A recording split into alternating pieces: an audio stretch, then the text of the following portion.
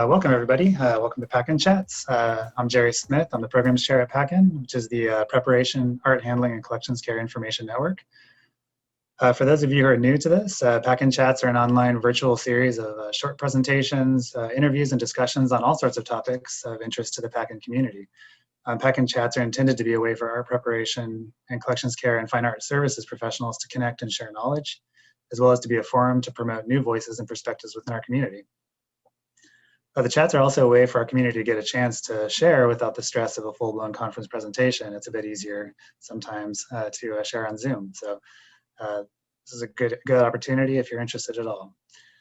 As always, if you have an interesting install, a topic to discuss, or really anything you want to explore in the realm of what we do, please contact us at paccinchats@gmail.org. We'd be happy to have you as part of one of these. We do short presentations like the ones you'll see today, and we also host roundtable discussions and conduct one-on-one interviews. We can be live or pre-recorded, it's up to you. And we're always open to hear about what topics you'd like to explore. Maybe you know someone you'd like to approach to share in a PACCIN Chat and help us curate one. That'd be awesome. So we really want to reflect the interest and experience of the PACCIN community, and we'd love to have you involved. So please do consider dropping us a line.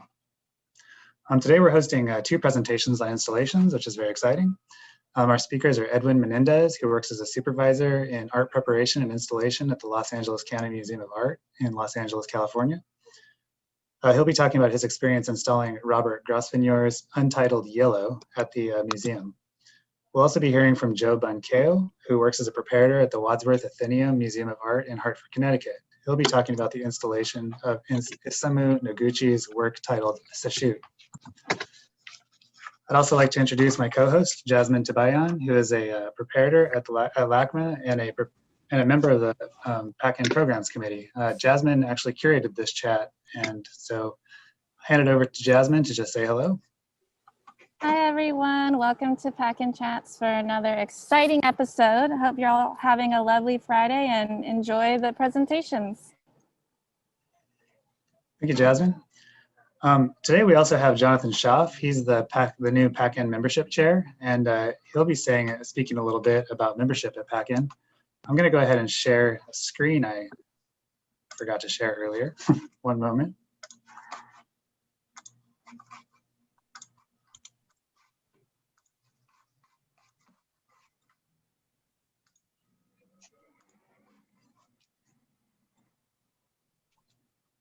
So go ahead and take it away, Jonathan, and introduce us to yourself and to membership at PACCIN.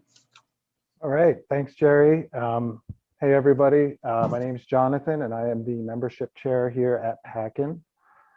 I'm glad everybody's here. And if you're new to this profession or you're thinking about becoming a member, now is a great time. I want to welcome you. And if you already are a member, thank you. Your support makes all these events happen. I'm just going to talk for a couple minutes about membership, and then we'll get back to the chat. Let me just start off by saying that PACCIN is an amazing community of professionals. And it's not just preparators and packers, but we have mount makers, registrars, conservators, and exhibition designers. We have an incredible online member directory. And that's one of the first things when you become a member, you basically fill out your member profile and you become part of that membership directory. And you're, in a great group of people there. There's a lot of experts in our field that we have on our membership directory. And we really encourage member-to-member connections. It's a great opportunity for networking, which is really, really important in our industry, or in any industry, really. And we also have which you're probably mostly familiar with, is the listserv and the forum, which is great because it continues that connection and that dialogue. I'm constantly seeing people helping other people come up with solutions to their problems, or finding materials for people, or assisting on projects. It's a great way to be involved with PACCIN and participate. We also, as a member, you have amazing career resources. Just from finding a job, or more importantly, developing the job that you already have, growing in your institution. It's all there. And I guess as the country starts to open up and museums are reopening now, you know, we have a whole section on COVID-19 resources. So when you get a chance, definitely check that out. Also, as a member, you have great professional development opportunities. That's like my favorite part, you know, the conferences, the workshops, the chats. And you have early like registration for all them and discounts as well when you become a member. And hopefully with some good fortune, this fall, we will be hosting the rigging workshop. And as soon as we get the date secured for that, you know, the members will be the first to know. And the spots do fill up fast. So that early registration is a plus. You know, and one of the main things I think of is like when you're a member, you have a voice here. And, you know, it's just, you know, you can partake in surveys. Like we want to know what you think. But like Jerry was saying, you know, you could, as a member, curate a PACCIN chat or give a presentation, or even just, you know, showing up and supporting. That's kind of, you know, just as important. You know, and I think that it's a, you know, it's just a great opportunity for everyone to get involved, you know, and there's many ways, you know, there's volunteer opportunities as well. And just know that by participating and sharing, you know, you're a part of a greater dialogue that is establishing the current guidelines for the best practices in our industry. And that's kind of like the bottom line, like what we do and why we do it. So it's a great thing. And the beauty of it all is that it's $30 a year, and that's it. I mean, that's pretty huge. You get a lot out of it. You're part of a great community. You know, that community grows because of you, and then our profession grows. So it's really important to become a member. So if you're not a member yet, please become one. If you are, stay on as a member. Continue to stay involved. We have a lot of new exciting things coming up on the horizon. And as a member, you'll be the first to know what they are. And it's, you know, it's just a great time to be a part of this as the world starts to open back up. And hopefully we'll all be able to meet one day soon at a conference or something and meet everybody personally. But that's, you know, about all I have at this point. I just want to thank everyone again for being here, and enjoy these presentations and have a great weekend. All right, back to you, Jerry. Well, thank you, Jonathan. Appreciate that. Yeah. Thank you for having me. Happy Friday, everybody. I'm gonna be talking about Robert Grosvenor, Yellow. But before we get started, I would like to say thank you to Jasmine, Jerry, and Mark for letting me be part of PACCIN Chat. And another big thanks to Edwin for letting me use the images for this slideshow, and Julia Ladin for letting me be part of this. And yeah, so I am, my name is Edwin Menendez. Like Jerry said, I worked at LACMA for 21 years. I'm a supervisor. It's been a great experience working at LACMA. Anyway, so like it said, we're doing Robert Grosvenor. Here's the piece. Imagine a wing of a plane. It's made of aluminum. It's all this. But before that, right here, beside this drywall, there's a big cage to hold the piece because it is very heavy. And the challenges of this piece was a lot to put it up there, to make it float up in on that. So we'll start showing you some slides, and here we go. So originally he made it out of wood in 1966, out of plywood. I don't think it survived, so the studio decided to make it out of aluminum. So these are the big challenges of getting this piece into the gallery. Here's some diagrams. I think the total piece with the crate, everything was 6,000 pounds. It was very heavy. So here's another image when the crate came in. I don't have an image, but it came on a flat tractor trailer. It was flat. And it was very super heavy. We had to get a special forklift to lift the crate out of the flatbed. And we got the forklift right in the middle, raised it up, and then the truck pulled away. And then we brought it back down and put it on heavy duty dollies. And it was all, I think of like 10 API preparers to install, to move this piece to the galleries. So the challenge was to go straight ahead to the gallery through the doors. And here's another picture. Here's one, the problem was when we got to the door, it wasn't going to fit.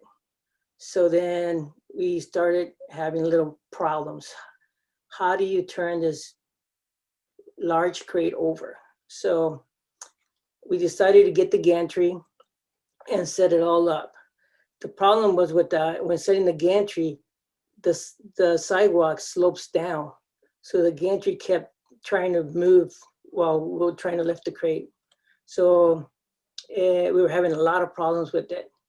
And another problem that occurred when we were doing this is that when you raise a crate up in the air, there's a moment when the crate's so heavy, it's gonna tip over and it's gonna slam. So we were worried. We knew that was gonna happen, but we were kind of trying to figure out what can we do so this won't happen. So eventually we added another, I think we added a Camelot. We actually took that. I don't have a picture of that, but we did add another chain rig on it to flip it over. So once we went over, that was a big relief to get the piece over on its side, to get it through the doors. The next challenge was to get it in through the door. And that was another big challenge too, because there's decomposed granite on the ground and the dollies would not want to roll on that. So it was really tight. So we fought it a little bit, but then we eventually put some plywood on the ground and we were able to put the 2 dollies in and started going inch by inch through the door. As a relief, that was really good to do that.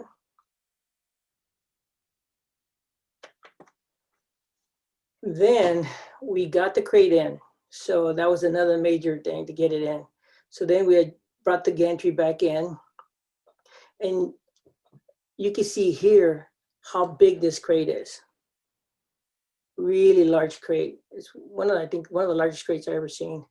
And the skids are huge, and they were like probably 3 by 6 inches. And if you know, these pieces are pretty big, solid. Here's another shot of the skids and how big the crate was. So the next step was to get it, we got it in, we sort of got it lined up. You can see here is our target to, so when we started lifting, this is the part we're gonna attach to the ceiling.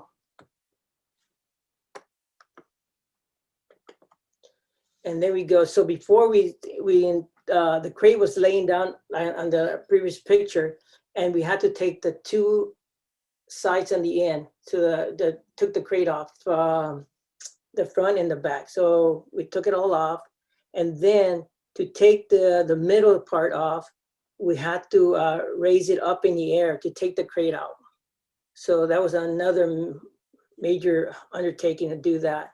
So then we started rigging it. And we started rigging it, kind of balance it in the air. And you can see how the crate comes in with foam all the way around. So we took this part off and then the other part off, raised it up, and we had it just getting ready to line it up to balance. So you have to balance it really good, so able to go to the mount and then to attach it. So here's another picture where all the chain hoists holding the piece. So afterwards, we attached the piece to the mount up here. We start taking the crate apart. This is the equipment that we use. Somebody asked me a question about the what do we use. So this is a hoist and this is a come along that we use to lift. And you can see in the previous picture how many hoists that we had to use and to be able to get it. Because remember, this piece was floating in the air. So it was a lot. And here's another shot. So once we took the end and balanced it, we started moving the gantry little by little. We used Big Joe here at the time to help us a little bit. And then we set up a scissor lift from the back and we got two preps up here. They were attaching it to the mount here. So after we attached it to the mount, and then we can start taking the crate apart. So once we do that, you start taking all the bolts out, and it's kind of like a C or like an L. This part will come off towards the left, and the other part will come out to the right, and then eventually the crate will come apart. And remember, it was floating, so the crate was floating in the air while we're doing this. And to uncrate it there was not an easy thing to do.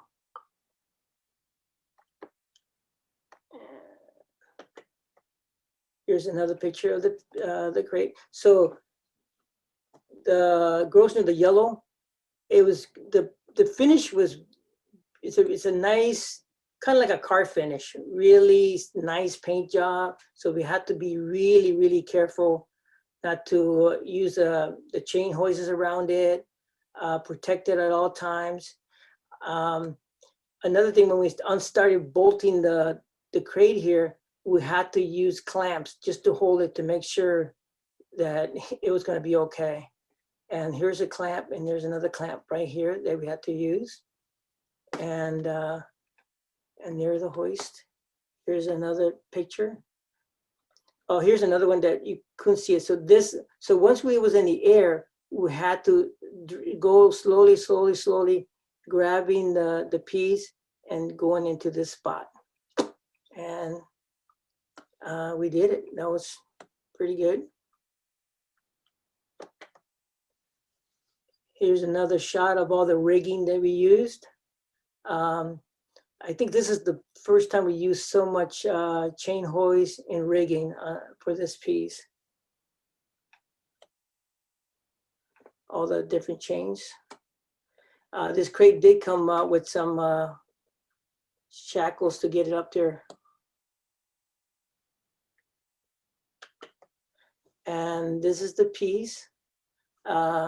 If you can see it, it's floating from here and it's coming all there. It's such a beautiful piece. Maybe when the new building comes around, they'll install it. And I think that's it. I'll stop sharing, and anybody wants to have any questions?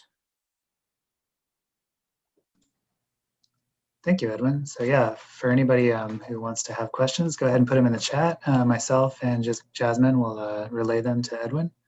I'll just start off with the questions. I was curious about the hardware that actually held this to that the platform at the top. Do you remember what sort of hardware you had up there? On top of where the mount is? Yes. There were some bolts. I think they must have been 5/8 bolts. And if I can remember, there must have been at least 6 of them, 6 bolts to install it. So when it was on the top is, so the steel cage, you can see the cage from the top, and then you have to line it right in. And then we started putting the bolts in little by little so they won't strip them. And then we just went in and tied them up. And once it's tied up, it just hangs like, it's awesome. It's a really good, it took the weight and everything easily. Awesome. Okay, Edwin, our first question is how long did the whole process take from getting the crates and then to the finished installation? It took, I think it took like maybe four days. It took like a day to get it into like the gallery, to get it into the gallery. Remember, so when we were getting it in, we were having problems. First, it didn't fit through the door. We couldn't tip it to the side because we couldn't go. So we had to tip it. So that was the big problem. And trying to maneuver. So that was a good day. And then we had a day to figure out how to rig it up and take the back and the front off the crate. So yeah, at least 4 days.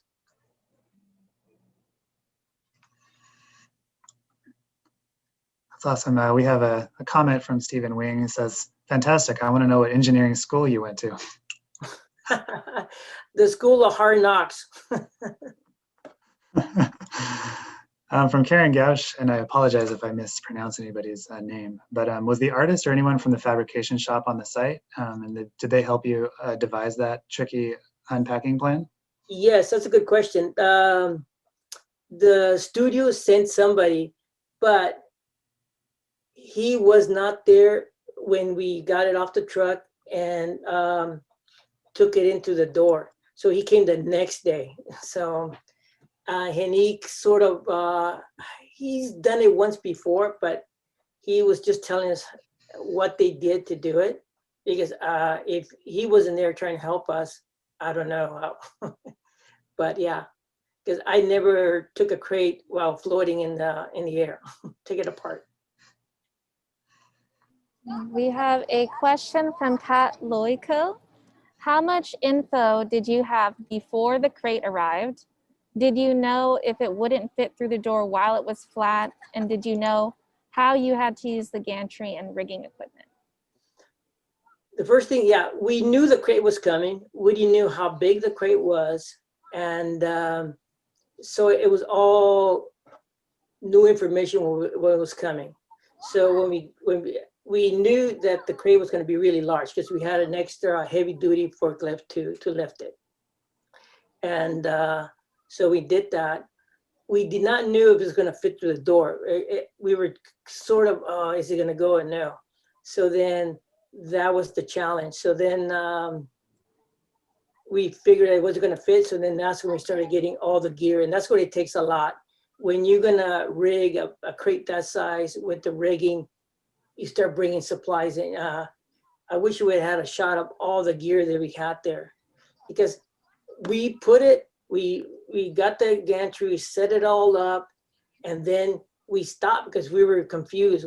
How do you do it? I mean, and the gantry kept going on its side because it's sloping down, and we'll put sandbags on the wheels. It didn't do it.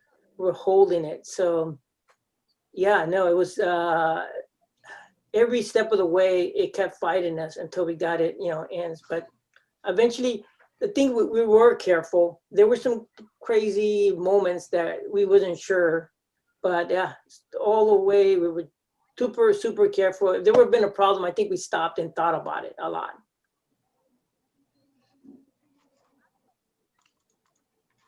All right, one question I have is, were you there for the deinstall? And if so, did you have to recreate it that same way to bring it back down?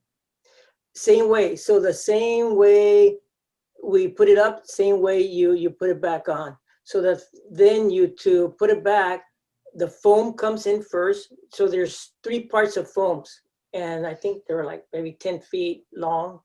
And so you put the first one in, and then you bring the crate, like the 2 pieces of the crate, in the air, and you kind of put it together, and you put the clamps or start screwing it in, and the same thing. Then you bring it down, and then you put the 2 ends up. And the foam has to be right on, because if it's a little bit, like say, half a foot from one end to the other, it's not going to fit in the crate. And always remember that the paint job is so pristine that you have to be super careful with it.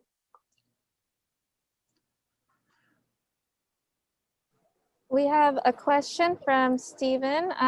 What the ceiling mount and related structure in the archway where the object hangs, how was it fabricated? Or can you give a description of what that looks like? The fabrication of the mount or the thing, it was, imagine like a building, a steel, I think there must have been maybe 8 by 5 inches steel beams. So it was kind of like a table. Imagine a table, and it was like a C, and it was really heavy duty. I think that mount or the steel cage, it has to be part of it's part of the piece. It goes with the piece. They saved it because there's no other way you can install that piece anywhere without that. I mean, it depends on the ceiling, I guess. All right, another question from Joe, your fellow presenter, I think. In addition to the sandbags, did your team try to shim the gantry to get close to level on that? We tried to shim it, but what did we do? We shimmed it. We tried to shim it. It wasn't working. We tried to put a sandbag. It wasn't working. The problem is when you got the gantry, it's got 4 wheels. It's got 4 wheels on one end. Yeah, I had the 4 wheels. So and the wheels, when you're lifting this weight, I mean, it was so heavy, the gantry just started turning. It wanted to roll back down. So then we stopped and thought about it. And eventually, I think we have a prep. We got 2 preps to hold the one side of the gantry and 2 on the other side, and we were able to lift it. And like I said, once you start lifting a piece up like that, that moment when it's gonna go over, that's the critical thing. You have to be careful, and that's when you have to put another come along or another chain hoist just to help it go slowly and tip over. That tipping over right at the edge. If you're a rigger, you'll know what I'm talking about. And but with that, it was really easy. It's just not knowing at that moment how to do it. So, but we were able to do it. Awesome. Well, thank you very much, Edwin. I think that's about all the questions we have, and I think I'm going to hand it over to Joe. But thank you very much for the presentation. It was fascinating, and I got the chance to see that piece right before it came down, and it's awesome. So it's cool to see how you did it. Thank you, Jerry. So thanks again, and we're going to hand it over to Joe for his presentation. So I'll be talking about the installation of Isamu Noguchi's Sesshū. The Wadsworth Atheneum Museum of Art is located in downtown Hartford, Connecticut. The reputation of the Wadsworth is for the nation's oldest running museum.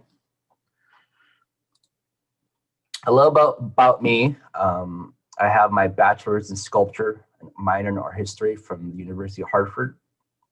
I'm a full-time preparator here at the Wadsworth, but I also do freelance work for an alternative space in Hartford, Real Art Ways, a private collection, the Carton Collection, another commercial gallery, EBK Gallery. I'm also a studio assistant with a very amazing contemporary artist, Dave Borowski. He's a mentor to me. I live and work in Hartford, Connecticut. My family, I have my wife, my stepson Elijah, my son Max, my daughter Sophie, and my dog and cat Mabel and Jack. My guilty pleasure is 90s and 2000 boy bands. I enjoy the crooning, unrequited romance of the lyrics. It's kind of dramatic, but yet it's like watching a soap opera, but listening to it. I also am a big fan of professional wrestling, Ultimate Warrior, the Macho Man, the pageantry around toxic masculinity. It's kind of humorous, but at the same time, it's taking out your frustrations vicariously through these choreographed matches of sorts. So here's my cat, my daughter Sophie, and my family in the corner there. So the actual sculpture is aluminum, and it's on a wooden base. The crate the sculpture came in was approximately 350 to 450 pounds. The sculpture itself, it's not that heavy. It's large and awkward, and it can get bulky, but it's pretty light. It's made from aluminum, but the piece was inspired by the art of origami and kirigami, the folding and cutting of paper. Isamu Noguchi was a Japanese American artist. It was for me, it was quite an honor to be, a rookie art handler, being able to handle this artwork, and also to be handling artwork by a prominent Asian American artist. I'm a Cambodian American. My parents were refugees from Cambodia during the Khmer Rouge. So, to find, Asian Americans in the art world, for me, it's an inspiration. It's a great motivation to continue doing what I'm doing in my own studio practice, but also being able to be exposed to more Asian American artists through the collections that come through the museum here. So the piece, it stands very tall, but it's inspired by the scroll and the bottom right here. And you can see the rigid contours and cuts of the mountains in the scroll. You can be reflected in the cuts in the aluminum. And at this point in time, when it was created in the 50s, aluminum wasn't really being used much prominently in the art world as an art material. So for Noguchi to make this piece, it was very forward-thinking and progressive use of industrial material. And this exhibition was up during January through October, pre-pandemic, but when the pandemic hit, it was still installed, so we kept it up. So when we reopened in July, it was still available for exhibition and display for a few more months. So because the large scale of the sculpture in the crate, we had to ask and hire the assistance of a third-party rigging specialist company. And the company we used was Mariano Brothers. They have a long history in the region of sculptural large-scale installations. It was really interesting being, a rookie art handler, preparator, and also working with an outside firm and company. The dynamic was, at first, all brand new to me, but the firm and the people, the riggers, were very professional. And, some would think there'd be looked down upon art handlers, and especially a rookie handler, being very green behind the ears, but they were very patient, very willing to impart knowledge, very willing to work hand in hand, side by side. But they brought years and years of experience of how to safely handle large crates and awkward sculptures. So on our end, the Wadsworth Atheneum exhibition prep team, what we were able to bring to the install were our Presto orange lift, which was a pump lift, hydraulic lift, in addition to our crank blue genie lift, and our Juncken Heinrich forklift, which drives like a Lamborghini. It's so quiet. Sometimes I wish I can break into the museum and take it out for a joyride. It's so freaking cool. But in addition to that, we also had moving blankets, because the installation of the sculpture was coming from the first floor of the museum onto the second floor. And the initial thought was, we had the created sculpture weeks ahead of time, and we had a few weeks to discuss the logistics of how to travel it without torquing it. Due to the delicacy of the sculpture, we could not lean the crate on its side. So it had to lay flat if we were traveling it. And our first thought was to use a winding staircase. But that, as you will see the next slide, was not going to happen. It would be too dangerous and put too many people at risk. So we consulted with Mariano Brothers, the rigging company, how to go about doing this. And what they came up with was, we provide them with the max height of our forklift, how high it can go. And with that said, Mariano Brothers created a wooden buildup similar to the one pictured here in the slide to compensate for the extra height to reach the balcony of the second floor. So once again, the initial plan was to carry up this spiral staircase, and it was not enough room on both sides for a person to safely hold and travel the crate. There was not enough room for the crate itself. There's a risk in torquing the crate, going up each stairs slowly, and we didn't want to further, put any strain on the delicate sculpture. And also going up such a large incline, there's also a risk of the crate falling and sliding down the staircase and damaging the property and also hurting people and possibly damaging the sculpture. So after weeks of deliberation, we confirmed we needed the assistance of a rigging specialist.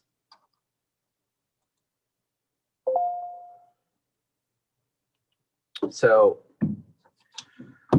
the wonderful first lesson I learned from PACCIN through my initial thoughts, initial conversations with Jasmine and Jerry and Edwin was that, documentation of installation is a very vital, integral to the community and to this practice of being packers and art handlers. And unfortunately, I don't have any action shots or videos because we were just so focused on just the installation. But because I had the discussion with Jerry and Jasmine going forward, I'm really excited to integrate a more documentation, video documentation and photo documentation of future installs, because I really value the possibility of passing such documentation off to other prep teams, in case we loan certain artworks to other institutions. It would help to have, on hand a very detailed documentation of the install. So what I was able to do here is, mishmash, collage, some sort of a recreation of what happened on the day of install. So on the first floor of the museum, we had one rigger operating the forklift and another rigger spotting the forklift operator. And on the second floor, we had two lifts flanking the left and right side of the balcony, and draped over the edge of the balcony are the furniture blankets, because we would be moving and inching the wooden crate on the ledge, and we didn't want to disturb the concrete of the ledge. Up there alongside the two preps and was two riggers to help coach and guide us as the crate came over the ledge. So what happened was the wooden buildup you see was attached to a skid. So before the forklift lifted the sculpture, we had to lift the sculpture flat, the created sculpture, onto the buildup. And once the created sculpture was on the buildup, you strapped the created sculpture to the buildup, and then we forked the buildup with the sculpture up.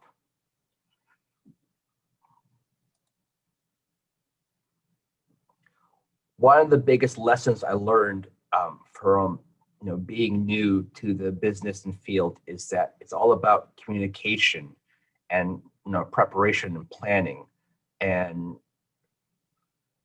because we had two distinctly different lifts, one had a hydraulic pump, a feet pump, and the other one had a crank pump.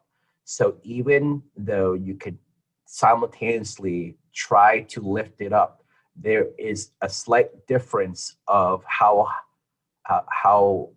it can match the movements. So we had to, visual cues, talk to each other across, the space, and just, be on the same page.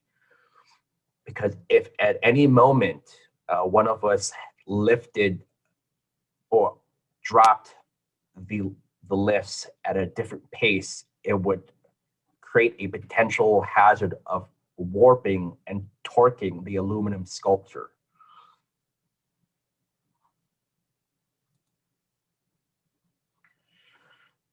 And here is the sculpture installed. It's a beautiful brushed aluminum surface, and the cuts and fold in the sculpture really create an amazing shadow with the light hitting through it.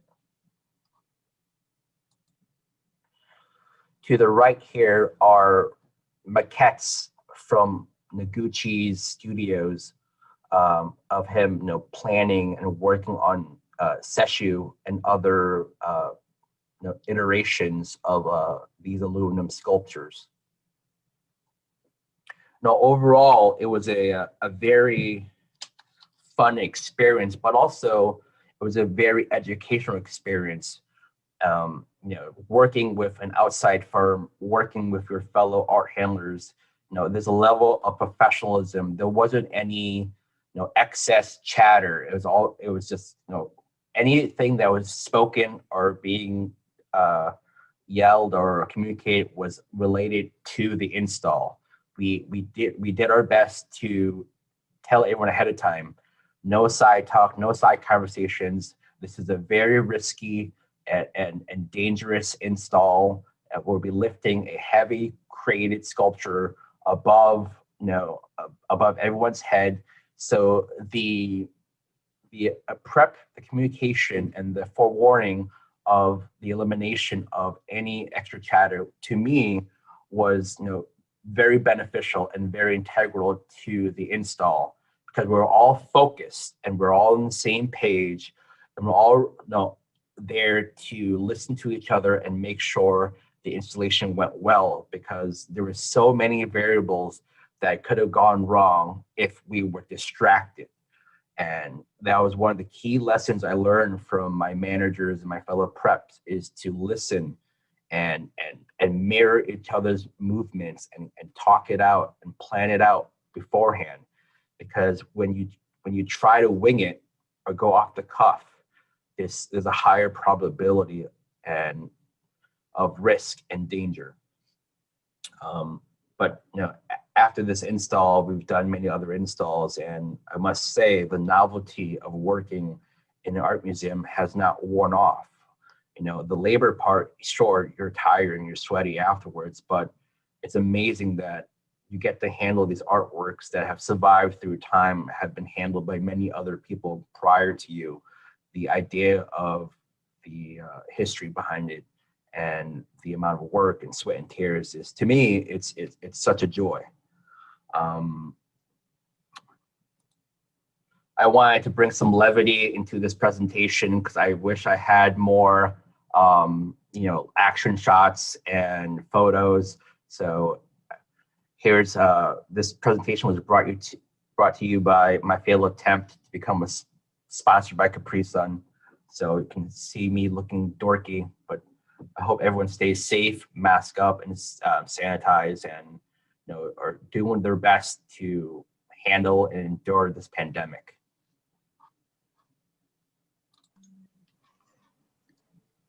Thank you very much, Joe. That was awesome. I really appreciate your perspective on what it's like to handle something that's difficult and heavy and dangerous from a rookie's perspective. I remember being there and being very nervous in my first times when we were doing something that I'm like, I don't know exactly how this is going to go. And so I really, really appreciate your perspective and sharing that. I think it's really important perspective to always remember.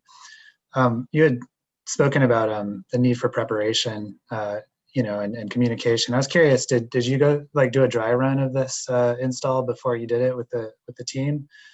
Did you kind of plan everything out and then actually go through the motions of it? Yes, my supervisor, he was able to create a life-size cardboard maquette of the crate where we tested the proposed movement up the staircase. And even with a light cardboard maquette, it was just like, this is not going to happen. This is too dangerous. And if it wasn't for that cardboard maquette, we wouldn't have made and confirmed that it was nearly impossible to do so, to bring it up the stairs safely. And that was a huge relief on our part, and that was part of the preparation, was to have a physical evidence of how difficult it would be to even attempt to travel it up the staircase. So that cardboard maquette was a lifesaver. Okay, we have a question from Stephen. How stable was the sculpture? Did it require a mount of any sort?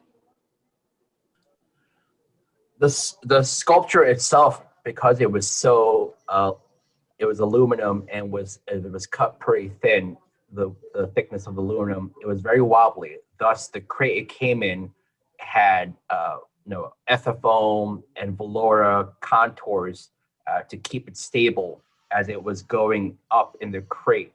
But when we took the crate apart and installed the actual sculpture, it was pretty stable because the wooden base was a very heavy, thick wooden base that really anchored down the vulnerability and the wavering of the aluminum. And we did not have to bolt it or secure it to the floor at all. It stood as it was.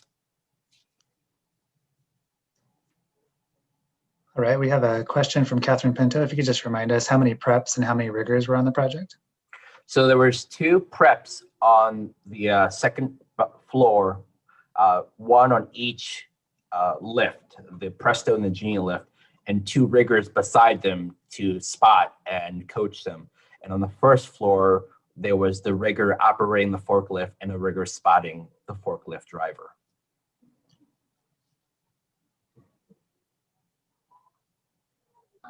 We have a question from Susan Maltby. Would you change anything if you were to do this installation again? Yes, I would try to convince the curator to keep it on the first floor.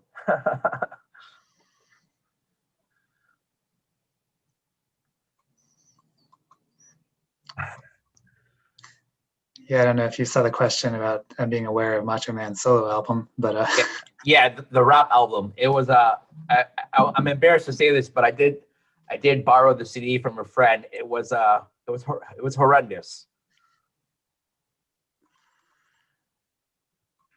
all right, if that's it for any more questions, just put them in the chat. Otherwise, I also wanted to relate from Pat Loico to, here's to you in a long career. This is awesome that you're starting out this way. So yeah. No. Well, thank you. And actually, just going to sneak in one last question, actually, that just appeared. Did you find it a different challenge, if you were involved with the deinstall, to bring the work back down and repack it?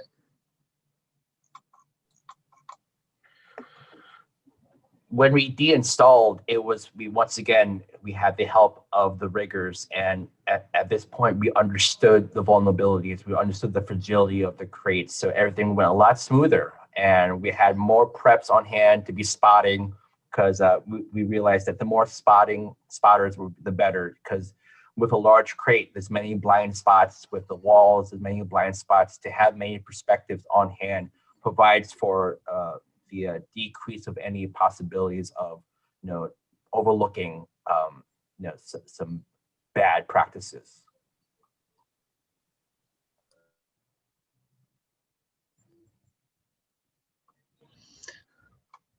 All right, and one last question. I think then we'll go ahead and probably end the day, but would it have helped to have a more rigid crate or to reinforce it?